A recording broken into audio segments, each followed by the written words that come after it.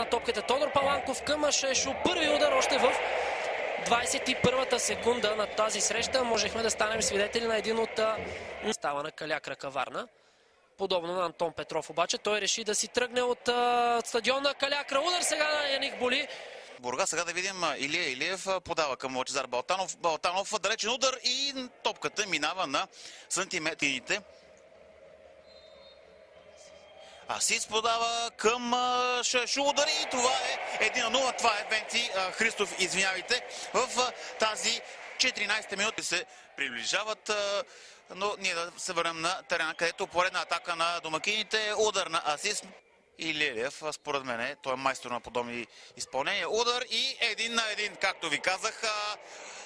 Илия Илиев много често е огорчавал противниковите вратари и в тази 38 минута резултатът вече е 1-1. Стоян Колев сега Асис, центриране и 2-1 за Черноморец с попадението на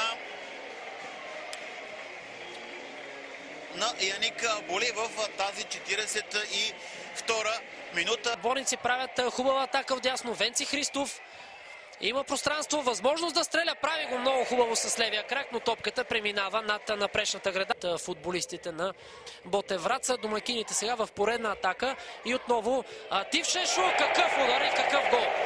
Феноменално изпълнение на Тив Шешо. 3-1 за Черноморец. А този гол може би не се нуждае от коментар. Хубаво намери надясно. Центриране. Удари. Честно да ви кажа, виждах как топката влиза в мрежата. Вдига ръце старши треньорът Антони Здравков. Видяхте какво направи вратарят Веселин Цветковски. Подари топката на домакините. Сега тук Дуспа бе отсъдена в тази ситуация.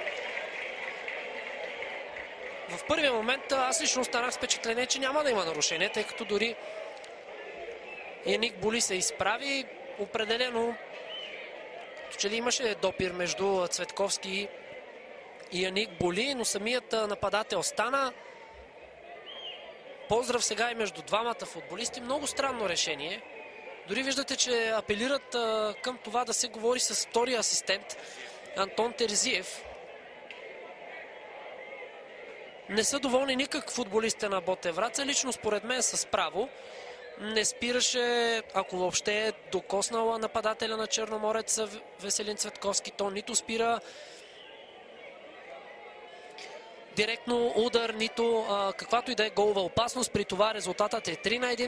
Малко спорно решение. Сега пък да видим какво ще си кажат двамата. Дали пък няма да станем свидетели на изключителен прецедент. Дуспа да бъде отменена.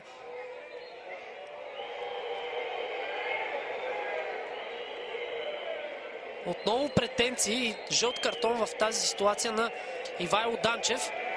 Точно така. Няма да има Дуспа. Ние сме свиквали с така по-голяма коса да го виждаме. Тив Шешо добре комбинира с Цветомир Цонков. Имаше възможност Цонков да Илиев, младите футболисти, и Черноморец сега отново атакува центриране в наказателното поле. Удар на Мелконян. Право в ръцете на Цветковски. Балтанов към Мирчев. Отново Балтанов владее. Опитва от далечна дистанция да стреля. Сега е даден сигнала от Никола Попов. Косадин Дяков.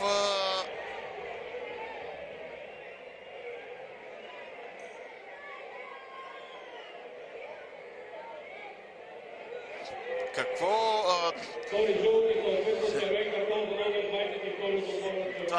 Просто тази постъпка на Цветомир Цонков.